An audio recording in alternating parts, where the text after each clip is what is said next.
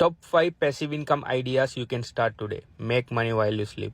நீங்க 100% பெசிவா ஆன்லைன்ல மணி மேக் பண்றதுக்கு ஏதாவது ஆப்பர்ச்சுனிட்டியால் இருக்குமான்னு சொல்லி தேடிட்டு இருக்கிற ஆளா இருப்பீங்கன்னு சொன்னா அந்த வீடியோ ஃபுல்லா பாருங்க. 5 பெஸ்டான 100% பெசிவா இன்கம் ஏர்ன் பண்ணக்கூடிய வழியில தான் இந்த வீடியோல சொல்ல போறேன். அதுல நான் 5வது சொல்ல போற மெத்தட் பாத்தீங்கன்னு சொன்னா பெஸ்டான மெத்தட், எனக்கு thousands of dollars 100% பெசிவா ஏர்ன் பண்ணிட்டு இருக்கிற மெத்தட் தான் 5வது சொல்ல போறேன். அந்த வீடியோ ஃபுல்லா பாருங்க. முதலாவது பெசிவ் இன்கமுக்கும் ஆக்டிவ் இன்கமுக்கு உரிய வித்தியாசத்தை வழங்க. ஆக்டிவ் இன்கம்னு சொன்னா நீங்க ஒரு டைமையோ இல்லாட்டி ஏதாவது ஒரு விஷயமோட செய்யறதுக்கு உங்களுக்கு மணி கிடைச்சிட்டு எப்ப நீங்க அந்த செய்யற விஷயத்தை விடுவீங்களோ அப்பவே உங்களோட மணி வரது நின்றும். உதாரணத்துக்கு நீங்க ஒரு ஜப் ஒன்று போற, நீங்க ஜப்புக்கு போய் நீங்க ஒரு குறிப்பிட்ட சர்டன் ஹவர்ஸ் டைம் நீங்க போட்டா உங்களுக்கு பணம் கிடைக்கும். எப்ப நீங்க ஜப்பு போறதை நிப்பாட்டீங்களோ உங்களோட பணம் நின்றும். இது பாத்தீங்கன்னு சொன்னா ஆக்டிவ் இன்கம். இதுதான் 95% ஆஃப் த பீப்புள் செய்யற அநேகமான நகல் இதுல மட்டுமே தங்கியிருப்பாங்க. சிலாக்கள் ஆக்டிவ் இன்கம் செஞ்சுட்டு பெசிவ் இன்கம் பேஸ்ல ஆரம்பிப்பாங்க. சிலாக்கள் பாத்தீங்கன்னு சொன்னா ஆக்டிவ் இன்கம் மட்டுமே 50-60 வயசு வரை செஞ்சுட்டு அதுக்கு பிறகு ஏதோ கொஞ்சம் சேவ் பண்ணி வச்ச மணியை வச்சு என்னென்ன வாழ பார்ப்பாங்க. அப்படி இல்லாட்டி யாருன்னு டிபெண்ட் ஆகுவாங்க. ஓகே, சோ நீங்க உங்களோட ஆக்டிவ் இன்கம் வே மட்டும், அதாவது ஒரே ஒரு ஆக்டிவ் இன்கம் வேல மட்டுமே நீங்க தங்கியிருப்பீங்கன்னு சொன்னா நீங்க போயட்ரிக்கு கொஞ்சம் பக்கத்துல இருக்கீங்கன்றது எப்ப உங்களோட வேலை போகுதோ என்ன வேணா நடக்கலாம். கொரோனா வந்த உடனே நிறைய பேர் வேலையெல்லாம் போனிக்கிறேன். சோ என்ன வேணும் நடக்கலாம், இல்லாட்டி உங்களுக்கு உடம்பு சரியில்லாம் போகலாம், என்ன வேணும் நடக்கலாம். நடந்தா உங்களோட இன்கம் ஸ்டாப் ஆகிக்கணும்னா நிறைய பிரச்சனை எல்லாம் மாட்டுவீங்க. அதனாலதான் எப்பயுமே நீங்க ஆக்டிவ் இன்கம் ஒன்று செஞ்சுட்டீங்கன்னா கூட சைட்ல ஒரு பெசிவ் இன்கம் ஒன்று ஆரம்பிக்கிறது. எவ்வளவு சீக்கிரம் ஆரம்பிங்க அவ்வளவுக்கு அவ்வளவு உங்களுக்கு நல்ல. சிலாக்கள் ஆக்டிவ் இன்கம் 2-3 ஆக்டிவ் இப்ப பணம் ஆக்டிவ் இன்கம்ல வர பணம் போத மாதிரி சொல்லி போட்டு அவங்க பார்ட் டைம்ல இன்னொரு ஆக்டிவ் இன்கம் ஆரம்பிப்பாங்க. இப்ப மண்டே டு ஃப்ரைடே ஒரு இடத்து வேலைக்கு போறாங்கன்னா சாட்டர்டே சண்டே இன்னொரு இடத்து வேலைக்கு போவாங்க. அப்படி ஈவினிங்ல இன்னொரு இடத்து வேலைக்கு போவாங்க. அப்படி செய்யக்குள்ள நீங்க திரும்ப ஆக்டிவ் இன்கம் செய்யக்குள்ள உங்களோட பணம் பாத்தீங்கன்னு சொன்னா நீங்க வேலை செய்யற அவ்வளவு காலத்துக்கு தான் வரும். நீங்க எப்ப ஸ்டாப் பண்ணீங்களோ உங்களோட பணமும் ஸ்டாப் ஆயிடும். ஆனா பெசிவ் இன்கம் அப்படி இல்ல. சோ அநேகமான ஒரு மிஸ்கன்செப்ஷன் ஒன்று இருக்கு. பெசிவ் இன்கம்னா ஒன்றுமே செய்யாம வர மணின்னு சொல்லி, ஒன்றுமே செய்யாம மணி வராது. ஓகே, நீங்க அப்படியான நீங்க மைண்ட் செட்ல இருப்பீங்கன்னா நீங்க வெளியில வாங்க. ஒன்றுமே செய்யாம கடைசி வரைக்கும் பணம் வராது. அப்படி ஒரு நீங்க ஒன்றுமே செய்யறதுல உங்களுக்கு பணம் வரும்னு சொல்லணும்னா அவங்களை ஏமாத்தினா அவங்களோட பணத்தை ஏமாத்தி போறோம், இல்லாட்டி உங்களுக்கு வேற ஏதாவது விஷயத்துல ஏமாத்த போறான்னு அர்த்தம். பெசிவ் இன்கம் கான்செப்ட் என்னன்னு சொன்னா நீங்க ஃபர்ஸ்ட்டுக்கு ஒரு ஹார்ட் ஒர்க் கொண்டு போடுவீங்க. ஃபர்ஸ்ட்டுக்கு மணி வரலாம் வராம விடலாம். It depends on the passive income stream. நீங்க ஃபர்ஸ்ட்டுக்கு ஒரு ஹார்ட் ஒர்க் கொண்டு போடுவீங்க. அதுல நீங்க டைம் போடலாம், அப்படி மணி போடுற மாதிரி இருக்கும், அப்படி ரெண்டையும் சேர்த்து இன்வெஸ்ட் பண்ற மாதிரி இருக்கும்.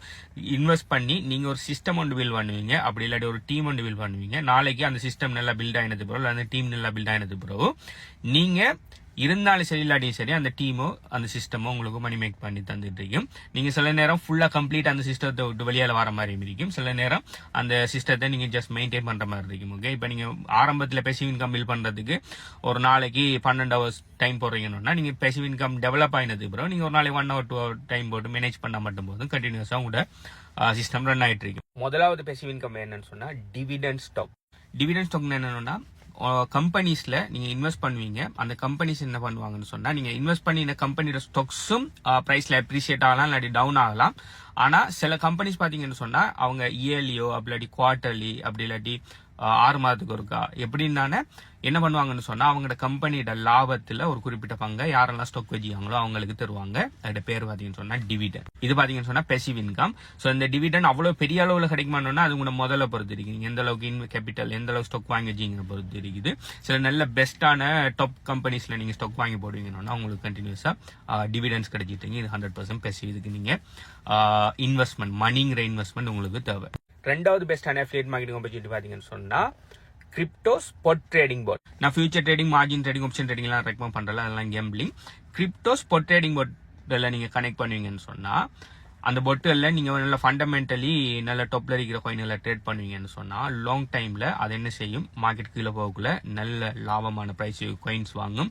மார்க்கெட் மேல பம்ப் ஆகக்குள்ள அது எல்லாத்தையும் எடுத்து ப்ராஃபிட் எடுக்கும். ப்ராஃபிட் எடுத்து உங்களுக்கு ஸ்டேபிள் காயினை வச்சுக்கிறீங்க. திரும்ப மார்க்கெட் கீழே போகக்குள்ள உங்களோட அந்த காயின்களை நல்ல லாபத்துல வாங்கி விற்கும். ஓகே, விலை குறையக்குள்ள வாங்கி விலை கூடக்குள்ள விற்கிறது தான் ட்ரேடிங் கான்செப்ட். அதை பொட் மூலம் செய்யக்குள்ள நீங்க இருந்தாலும் சரி இல்லாட்டியும் சரி பொட் 24/7 உங்களுக்கு ஒர்க் பண்ணி மணி மேக் பண்ணிட்டு இருக்கு. ஸோ இது பாத்தீங்கன்னு சொன்னா ஒரு பெஸ்டான ஒரு பெசிவ் இன்கம் மெத்தட் உண்டு. இதுக்கு பாத்தீங்கன்னு சொன்னா உங்களுக்கு கேபிட்டல் தேவை. ஓகே, நீங்க உங்களோட மணி இன்வெஸ்ட் பண்ற மாதிரி இருக்கும். இதுக்கு நீங்க டைம் இன்வெஸ்ட் பண்ண தேவையில்ல. சோ இதுல பாத்தீங்கன்னு சொன்னா நான் thousands of dollars நான் earn பண்ணிருக்கேன். இது ஏர்னிங் ப்ரூஃப் எல்லாம் HBO கன்சல்டன்சி டெலிகிராம் சேனல்ல போட்டீங்க. அதை எப்படி எடுக்கிறேன்னு சொல்லி வீடியோட கடைசியில சொல்றேன். மூணாவது பெஸ்டான பெசிவ் இன்கம் வே பாத்தீங்கன்னு சொன்னா recurring affiliate marketing. Normal affiliate marketing இல்ல, recurring affiliate marketing. Normal affiliate marketing செஞ்சீங்கன்னா நீங்க கண்டினியூஸ் அஃபிலியேட் மார்க்கெட்டிங்ல எஃபர்ட் போட தான் உங்களுக்கு மணி வந்துட்டு இருக்கு. நீங்க உங்களோட எஃபர்ட் ஸ்டாப் பண்ணினா மணியும் ஸ்டாப் ஆயிடும். நான் ரெக்கரிங் அஃபிலியேட் மார்க்கெட்டிங் என்னன்னு சொன்னா, நீங்க அஃபிலியேட் மார்க்கெட்டிங் செய்யற ப்ராடக்ட் பாத்தீங்கன்னு சொன்னா ப்ராடக்டோ சர்வீஸுக்கோ மந்த்லி அப்படி இல்லாட்டி இயர்லி அதை வாங்குற ஆட்கள் பே பண்ற மாதிரி இருக்கும். சில நேரம் அந்த ப்ராடக்ட் அண்ட் சர்வீஸ் கம்பெனிஸ் பாத்தீங்கன்னு சொன்னா அந்த இயர்லி மந்த்லி பேமெண்ட் யார் அந்த கஸ்டமர்ஸ் பே பண்ண அதுக்கு அந்த பேமெண்ட்ல இருந்து உங்களுக்கு ஒரு குறிப்பிட்ட பர்சன்டேஜ்ல கமிஷன் தந்துட்டு இருப்பாங்க. ஸோ இதுல பாத்தீங்கன்னா நீங்க ஒரு தரம் செய்யற ஒர்க்குக்கு இப்ப நீங்க ஒரு தரம் ஒர்க் கொண்டு போட்டு ஒரு particular product recurring affiliate commission தர ப்ராடக்ட் ஒன்றுக்கு 10 சேல்ஸ் எடுத்து கொடுங்கன்னு வைங்க. அந்த 10 பேரும் இல்ல ஒரு 5 பேர் என்ன பண்ணாங்கன்னா கண்டினியூஸ் அந்த ப்ராடக்ட்டை வருஷ கணக்கில் பாவிச்சிட்டு இருக்காங்கன்னா அவங்க பாவிக்கிற அவ்வளோ காலமும் உங்களுக்கு கமிஷன் கிடைச்சிட்டு இருக்கு. அப்படி எனக்கு இன்னும் 5-6 வருஷத்துக்கு முதல் செஞ்ச ஒர்க்குக்கு எனக்கு இன்னும் கூட கமிஷன் கிடைச்சிட்டு இருக்குது. இது பாத்தீங்கன்னு சொன்னா ஒரு பெஸ்டான பெசிவ் இன்கம். இதுக்கு பாத்தீங்கன்னு சொன்னா நீங்க ஆரம்பத்துல ஒரு எஃபர்ட் ஒன்று போடணும். பிளஸ் இதுக்கு நீங்க இன்பவுண்ட் மார்க்கெட்டிங் செய்வீங்கன்னா மணி இன்வெஸ்ட் பண்ண தேவையில்ல. ஆனா நீங்க இது செய்யணும் பெய்ட் அட்வர்டைஸ்மெண்ட்ஸ் ரன் பண்ணுவீங்கன்னு சொன்னா நீங்க மணி இன்வெஸ்ட் பண்ற மாதிரி இருக்கும். So it depend. நீங்க மணி இன்வெஸ்ட் பண்ணி கூட இந்த பெசிவ் இன்கம் செஞ்சு கொள்ளலாம். அப்படி இல்லாட்டி உங்களோட டைமை இன்வெஸ்ட் பண்ணி கண்டென்ட் கிரியேட் பண்ற மூலமும் நீங்க இன்பவுண்ட் மார்க்கெட்டிங் மூலமும் பிளாக் எழுதுற இல்லாட்டி வீடியோ கிரியேட் பண்ண அதன் மூலமாகவும் நீங்க இது செஞ்சு கொள்ளலாம். ஸோ இது பாத்தீங்கன்னு சொன்னா எனக்கு நிறைய சக்சஸ் தந்தேன். நான் 5 வருஷத்துக்கு முதல் செஞ்சதுல இருந்து கூட எனக்கு இப்போ கூட கமிஷன் கிடைச்சிட்டு இருக்குது. அது சம்பந்தமான டீடைல்ஸ் நான் HBO கன்சல்டன்சி டெலிகிராம் சேனல்ல போட்டிருக்கிறேன். இது ஒன் ஆஃப் த பெஸ்ட். 4வது பெஸ்டான பெசிவ் இன்கம் ஆப்பர்ச்சுனிட்டி என்னன்னு பாத்தீங்கன்னு சொன்னா கண்டென்ட் கிரியேஷன். இப்போ கண்டென்ட் கிரியேஷன் என்ன மாதிரி முகத்தை காட்டி வீடியோஸ் செய்யணுன்னு மட்டுமில்லை, அது மட்டுமில்லை. கண்டென்ட்டுங்கிறது எல்லா ஃபார்ம்லையும் இருக்கும். ரிட்டன் ஃபார்ம்ல இருக்கும், வீடியோ ஃபார்மேட்ல இருக்கும். இப்போ ஏஐ கண்டென்ட் கிரியேட்டர்ஸ் எல்லாம் வந்துட்டாங்க. இப்போ நீங்க பிளாக் எழுதுறதும் கண்டென்ட் தான். ஓகே, நீங்க சோஷியல் மீடியாக்குள்ள போட்டோ போஸ்ட் போடுறதும் கண்டென்ட் தான். இதை மாதிரி என்ன மாதிரி வீடியோ முகத்தை காட்டி செஞ்சாலும் கண்டென்ட் தான். முகத்தை காட்டாம ஃபேஸ்லெஸ் வீடியோ செஞ்சாலும் கண்டென்ட் தான். அதே மாதிரி ஏஐயை வச்சு ஏஐ வீடியோ செஞ்சாலும் கண்டென்ட். நீங்க சோஷியல் மீடியாக்கள்ல ஏதாவது ஒரு நிச் உங்களுக்கு பிடிச்ச ஒரு நிச் ஒன்று எடுத்து அந்த நிச்சில் இப்போ எனக்கு பிடிச்சது கிரிப்டோ கரன்சி அஃபிலியேட் மார்க்கெட்டிங். நான் அந்த நிச்சில் நான் பேசிட்டு இருக்கேன்.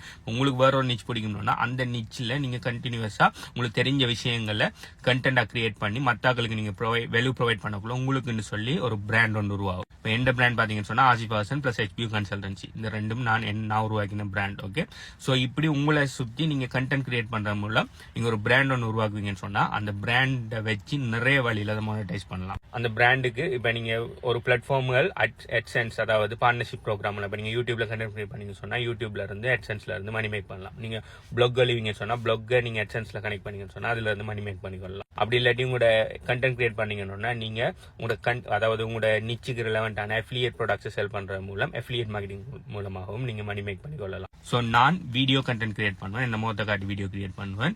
ஸோ நான் கதைக்கிற சில விஷயங்களுக்கு பாத்தீங்கன்னு சொன்னா அதுக்கு ரெலவெண்டான அஃபிலியேட் ப்ராடக்ட்ஸ் நான் ரெக்கமெண்ட் பண்ணுவேன். அது மூலமா அஃபிலியேட் மார்க்கெட்டிங் மூலமா எனக்கு மணி வந்துட்டு இருக்கும்.